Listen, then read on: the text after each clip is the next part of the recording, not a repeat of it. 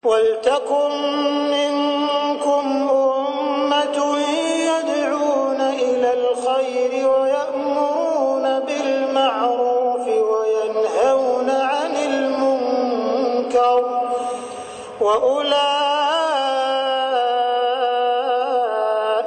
هُمُ الْمُفْلِحُونَ. Beberapa kali Ustadz menyebutkan sebuah hadis, biasanya disebutkan sanadnya dari mana dan kadang disebutkan dihasankan oleh Syekh Albani. Yang anda pelajari Syekh Albani adalah ulama abad ini. Bisakah Ustadz menjelaskan siapa Syekh Albani itu? Boleh salah satu mujtahid, ya, salah satu mujtahid dalam ilmu hadis.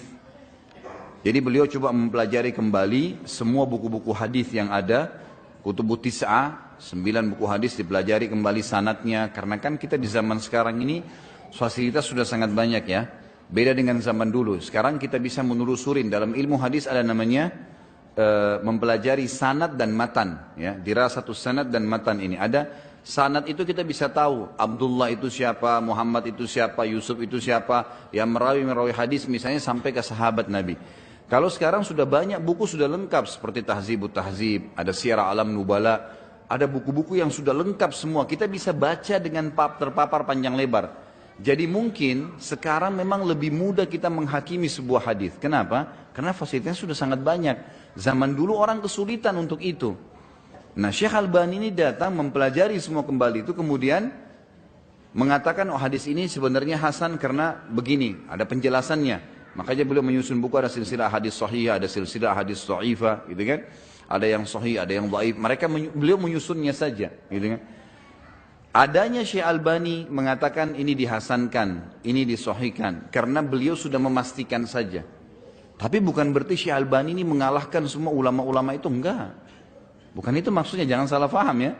Karena saya lihat ada orang yang benci dengan Syekh Albani lalu mengatakan, oh karena Syekh Albani ini orang yang baru sekarang, bahkan saya dapat tulisan ada yang mengatakan dia hanya seorang ahli buat jam. Enggak ada hubungannya orang buat jam. Kalau memang keterampilan dia buat jam lalu tidak bisa menjadi seorang alim.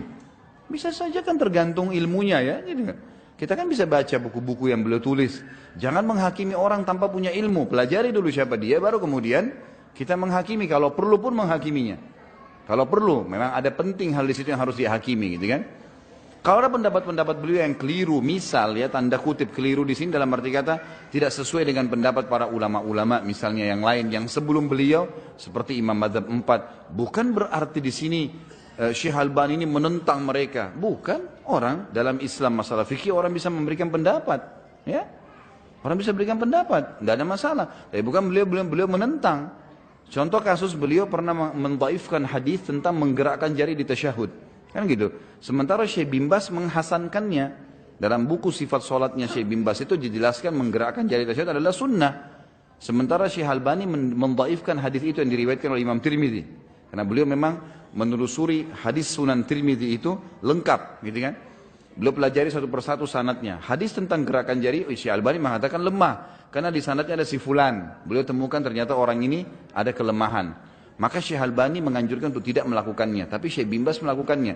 Salah satu muridnya Syekh Albani, dan saya punya cuplikannya di WhatsApp saya, itu beliau membahasakan kalau pernah duduk di masjid Syekh Albani, kemudian Syekh Albani datang dan dia lagi gerakin jarinya di tasyahud. Selesai salam, Syekh Albani tanya, apa alasan kamu melakukan gerakan jari tadi? Dia bilang, Syekh karena ada hadis ini, gitu kan? Syekh Albani nggak mengatakan itu lemah, jangan dipakai. Enggak, beliau nggak bilang itu. Ini yang belajar di bawah ini yang panas-panasannya. Beliau tidak bilang begitu. Beliau bilang sama muridnya malah, kalau kau mau mengamalkan hadis itu, maka bukan menggerakkan, tapi menggetarkan. Beliau mengatakan itu. Ada cuplikannya sama saya. Bahkan sudah diterjemahkan ke bahasa Indonesia. Oh, ada yang perlu nanti saya kirim ke teman-teman panitia, nanti panitia masjid yang bisa kirim ke antum. Supaya nggak terlalu banyak, saya capek juga ngirim ke banyak orang. Benar. Tapi ini contoh. Jadi Syekh Albani bukan menghakimi, ya. Beliau cuma berijtihad. Banyak orang salah faham, dianggap kalau Syekh Albani pasti paling benar, atau Syekh Albani ini terlalu protes terhadap orang. Bukan, ini orang penuntut ilmu ulama belajar, kemudian mendapatkan ilmu lalu disebarkan oleh beliau. Gitu kan?